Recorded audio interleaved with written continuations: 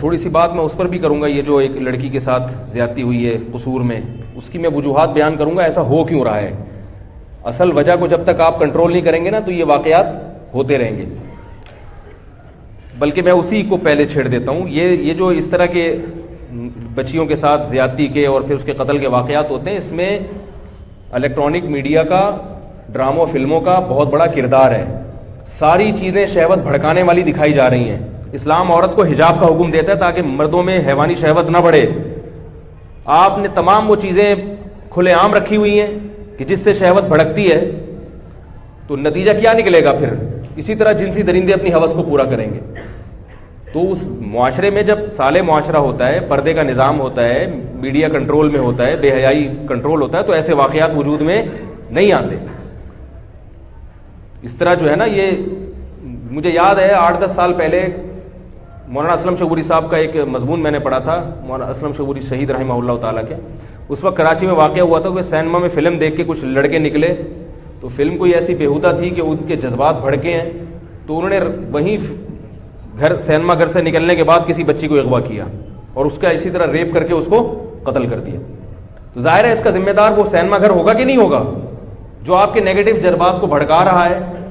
اور اس کو میڈیا بڑے اچھے لیول لگا کے پیش کرتا ہے، آزادی، نسوانیت، حقوق نسواں کے نام پر نا، کہ عورت کو برقعے میں نہیں باندھو، وہ بھی آزاد ہے، اس کو بھی جینے کا حق ہے.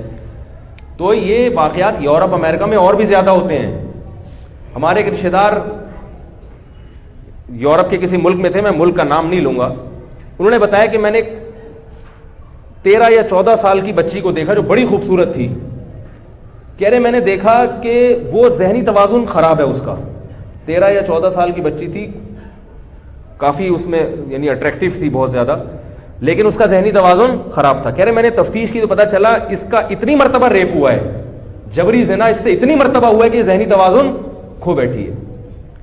تو ان کے ہاں اس سے زیادہ واقعات ہوتے ہیں جتنے ہمارے یہاں ہوتے ہیں. یہ پہلی بات تو یہ دماغ میں بٹھا لیں. ہمارا چونکہ میڈیا ہمارے خلاف زیادہ ذہن بنا رہا ہے تو ہماری منفی خبروں کو بہت زیادہ اچھالا جاتا ہے.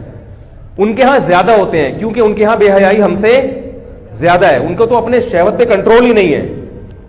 ان کو تو اگر یہ چیزیں نہ ملے نا تو پاگل ہو جائیں.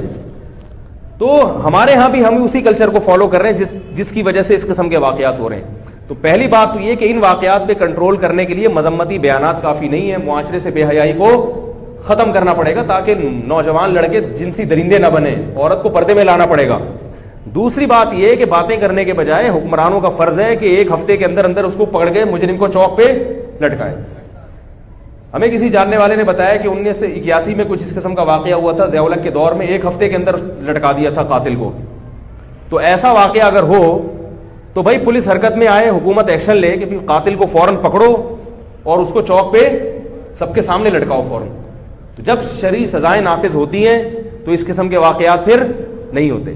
ورنہ بے حیائی پھیلائی جا رہی ہے اور سزائیں مقدمے چلتے ہیں اتنے لمبے لمبے، پتہ ہی نہیں چلتا. کچھ دن کے بعد لوگ بھول جائیں گے کہ کوئی کیس بھی ہوا تھا کہ نہیں ہوا تھا.